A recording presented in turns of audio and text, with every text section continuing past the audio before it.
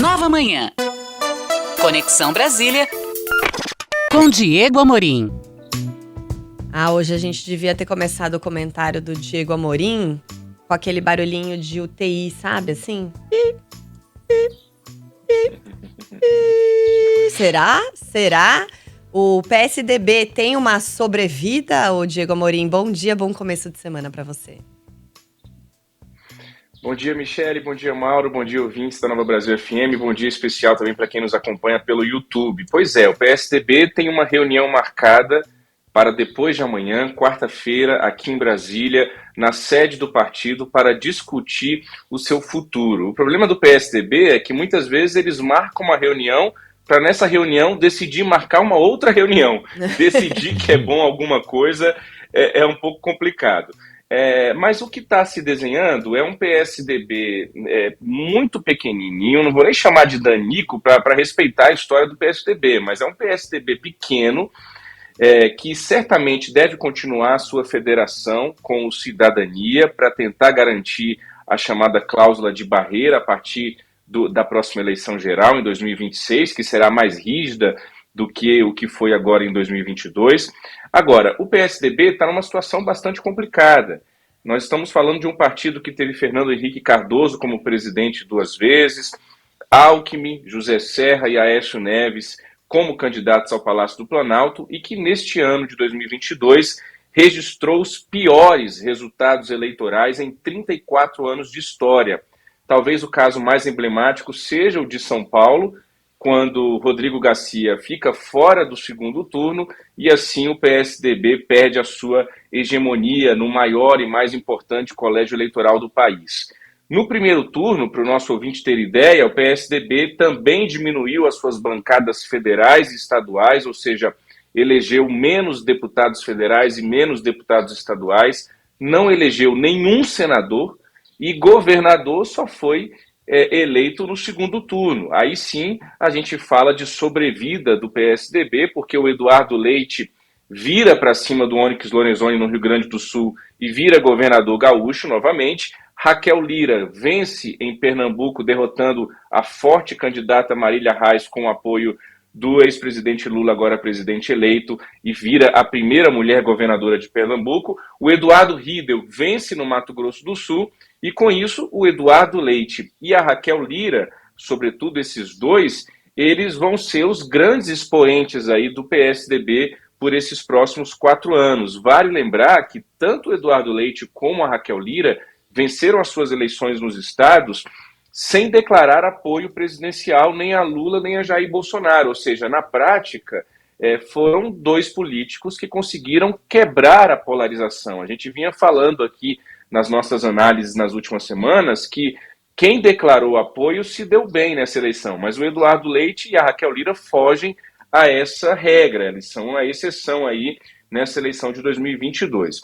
Eu ouvi 2 expoentes do PSDB, o Alessandro Vieira, que é senador por Sergipe, não conseguiu se tornar governador lá no estado. O Alessandro Vieira não foi eleito pelo PSDB, foi eleito por outro partido, passou pelo Cidadania, hoje está no PSDB, é um dos poucos senadores tucanos, e ele nos fala um pouquinho para o nosso ouvinte da Nova Brasil FM sobre a situação atual do PSDB. Vamos ouvir, por gentileza, o senador Alessandro Vieira.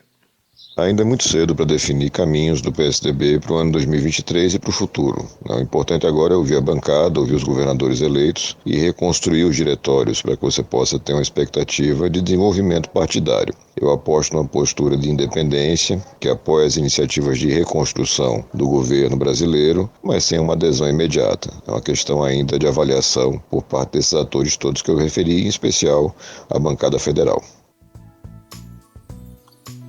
Muito bem. Para o Alessandro Vieira, portanto, cautela nesse momento no PSDB. Eu também ouvi o ex-prefeito de Manaus e ex-senador Arthur Vigílio Neto sobre a situação do partido. Bom dia, Arthur Vigílio. O PSDB vai escolher o seu destino, ou continuar minguando ou virar um partido que seja caudatário de outros partidos maiores e mais fortes. Tem que mergulhar nas suas águas mais profundas e reerguer, sair delas, emergir novo, diferente, igual ao que ele era.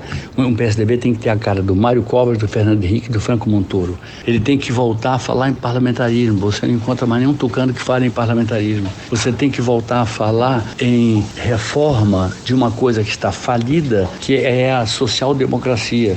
Foi um regime muito bom quando surgiu, enfim, mas se a gente olhar o histórico da Europa, a social-democracia fracassou em quase tudo que é lugar onde teve chance de governar. Eu sonharia com o PSDB que fosse capaz de convocar um grande congresso e esquecer emendas, pelo amor de Deus, não aceitar nunca emenda secreta, pensar no país, enfim. Não conheço outro partido da redemocratização para cá, e muito menos antes da República Velha, não conheço nenhum partido melhor, com mais acervo, com mais bagagem do que o PSDB. Então o PSDB precisa mudar, simplesmente mudar, voltar a falar nas suas principais bandeiras e ter um comportamento que é não passar a mão na cabeça de quem erra. Uma pessoa infiel tem que ser expulsa do partido. Uma pessoa que não se porte bem tem que ser levada à comissão de ética e penalizada.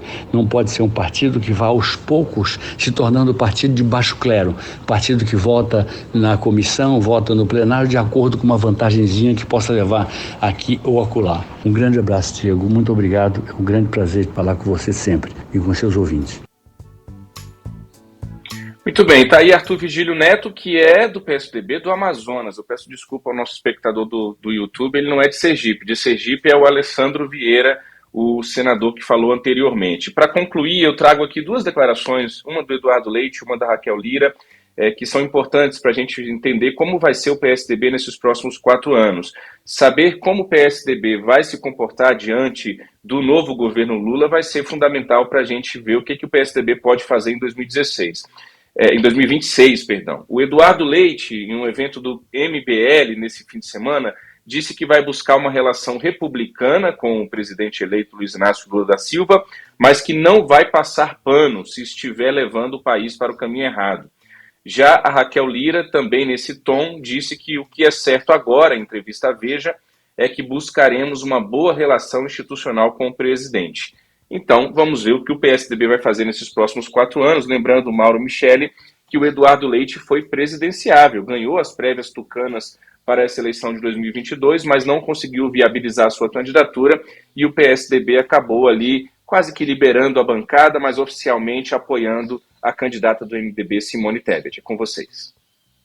Diego Amorim trazendo a análise e as informações do poder e da política todos os dias aqui no Nova Manhã. Obrigado, Diego. Até amanhã. Boa segunda para você. Boa semana. Até amanhã. Obrigada.